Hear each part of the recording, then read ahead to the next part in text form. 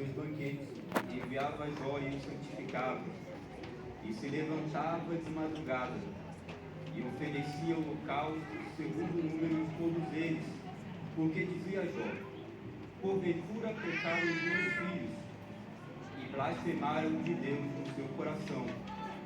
Assim fazia Jó continuamente.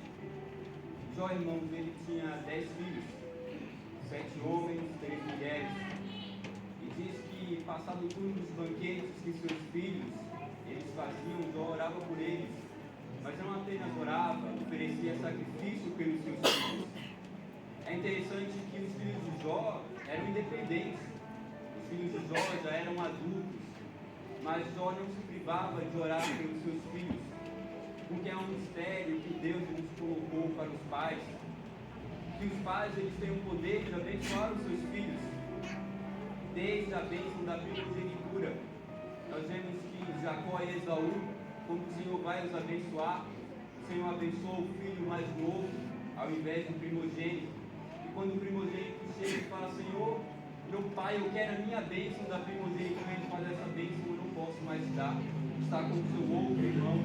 E essa bênção não era reservada ao sacerdote, não era reservada a um líder espiritual, mas era reservada aos pais. Então, os pais eles têm o poder sobre a vida dos seus filhos. Apresentem os seus filhos em oração a Deus.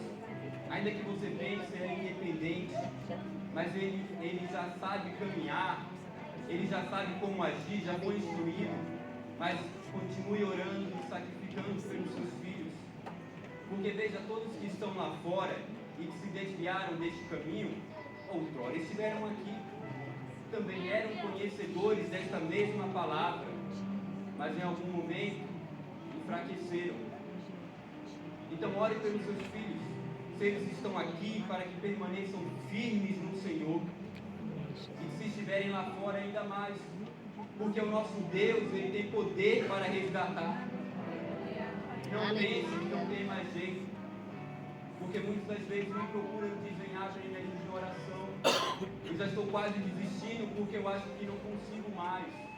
Eu acho que meu filho não vai mais voltar para o Senhor. E alguns estão nas drogas, outros na prostituição. Um pastor veio falar comigo e disse: Abner, estou tentando internar o meu filho. Estou tentando uma compulsória para ele. E era um menino de Deus, que estava na casa do Senhor, que tocava, que cantava, que ensinava. Então continue orando pelos seus filhos, porque o poder da oração de um pai, de uma mãe, faz diferença na vida das crianças. Agora veja que Jó ele tinha 10 filhos, muitos filhos. Quem aqui tem irmão, quem é pai, vai compreender bem o que eu digo. Os filhos não são iguais, eles são diferentes. Todos nós somos diferentes, isso faz parte da beleza da criação de Deus. Estando aqui neste ambiente com tantas pessoas, todos nós somos diferentes. E é por isso que o Senhor nos trata com individualidade. Entre os filhos de Jó, certamente existiam os mais devotados ao Senhor, existiam os mais esforçados, existiam aqueles mais fracos também, aqueles que com certeza não tinham o mesmo ímpeto de servir ao Senhor. Mas Jó não escolheu a quem orar. Ele não dizia: olha, esse precisa mais de oração do que aquele outro. Mas ele orava e sacrificava por todos os seus filhos. E nós, como família de Deus, devemos fazer assim, e orar por todos. Não escolher um ou outro, não olhar para A ou para B. Vou orar pelo meu grupo, porque eu sou do grupo das irmãs. Vou orar pelo grupo dos jovens. Vou orar apenas pelo líder. Ou vou orar pelaquela ovelha que está mais fraca. Não. Como família do Senhor, devemos orar por todos.